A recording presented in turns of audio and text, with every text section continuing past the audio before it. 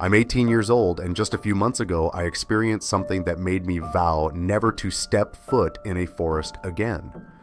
During the July break, my two best friends, Lucas and Brandon, and I decided to go camping in the Michigan forest near my uncle's house. My uncle had often mentioned strange occurrences in the forest, like eerie noises at night or stories about people who ventured in and never returned. But in our youthful curiosity, we brushed it off as nothing more than old wives' tales. The forest was secluded, far from the city, with towering pine trees that blocked out the sun.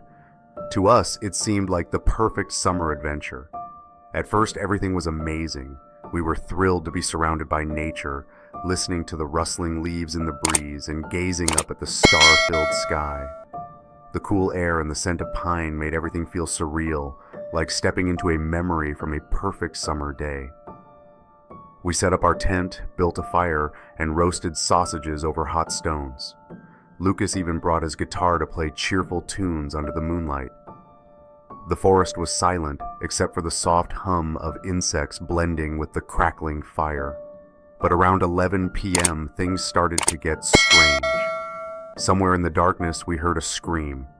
At first, it was distant, echoing through the dense forest. It wasn't the sound of an animal, nor did it resemble anything I had ever heard before. It was a guttural, intense scream, as if someone was crying out in unbearable pain. The scream lingered, fluctuating between low growls and high-pitched wails, piercing the still night and sending chills down my spine. It felt otherworldly, filled with rage and agony, and my skin crawled immediately. Brandon tried to laugh it off, saying, "It's probably just the wind." But Lucas and I exchanged uneasy glances, both feeling a growing sense of dread. We debated going back, but ultimately decided to stay, convincing ourselves it was nothing serious. The scream came again, louder this time, closer. It was a howl of torment, as if someone was being tortured.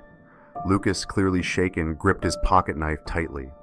Brandon suggested lighting a flare to see what was going on, but just as he reached for his lighter, our tent began to shake. This wasn't a gentle sway. The entire tent jolted violently, as though someone had grabbed it and was yanking it with tremendous force. The sound of fabric straining and tearing filled the air.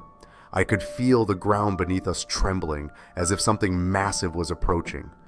The wind outside suddenly grew fierce, mixing with the snapping of branches, creating an atmosphere of